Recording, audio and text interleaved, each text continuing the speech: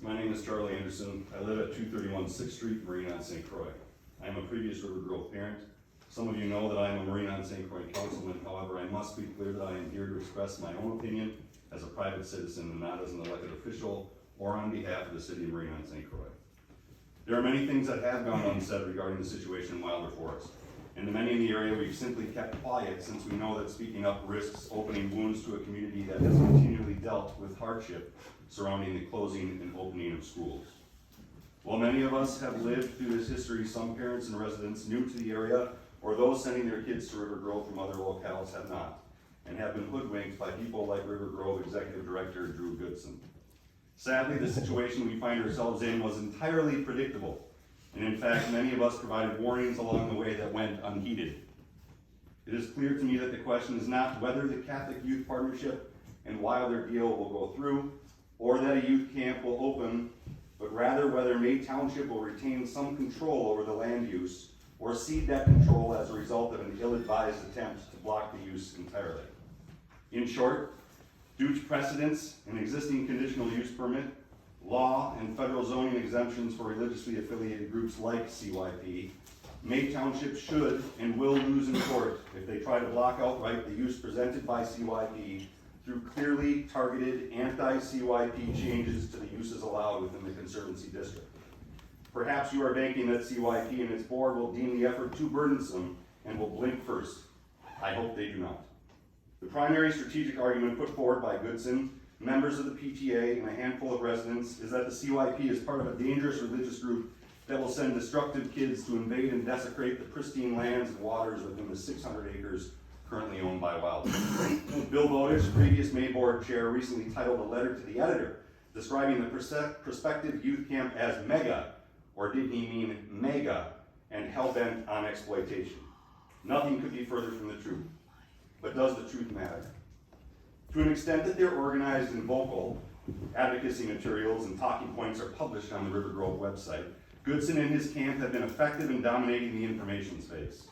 Basically, their false narrative of ecological devastation has resonated. Goodson, as of late, has made pains to point out the finger primarily at Wilder, claiming they could prevent this disaster if they wanted. This tactic is interesting, but probably not effective.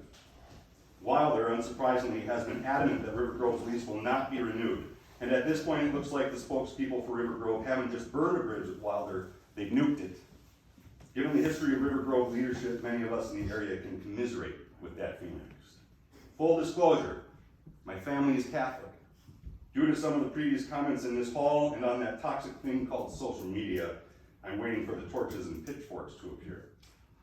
My children have been to Catholic Youth Partnership camps like what is being proposed on Wilder property held in other parts of Minnesota and Wisconsin. My son has also been to a science camp, Wolf Ridge, affiliated with CYP, and which would also likely be part of this plan. There have been no jet skis, no huge inflatable monstrosities on lakes, no outrageous zip lines, no masses of children entering lakes with milfoil in one hand and zebra mussels in the other, and no 3-story bonfires with amplified praise and worship music creating zombie-like zealots.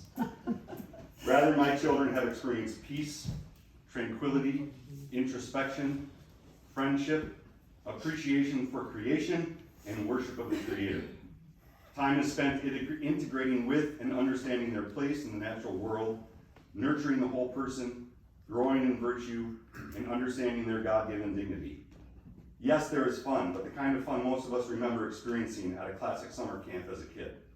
Catholicism, for its part, and most recently reinforced through Pope Francis' encyclical Laudato Si, or Our Common Home, critiques consumerism and irresponsible development, laments environmental degradation and effects on our climate, and calls all people of the world to take swift and unified action. Those are the values we have experienced at CYP summer and winter camps. Those are the things the children will encounter here.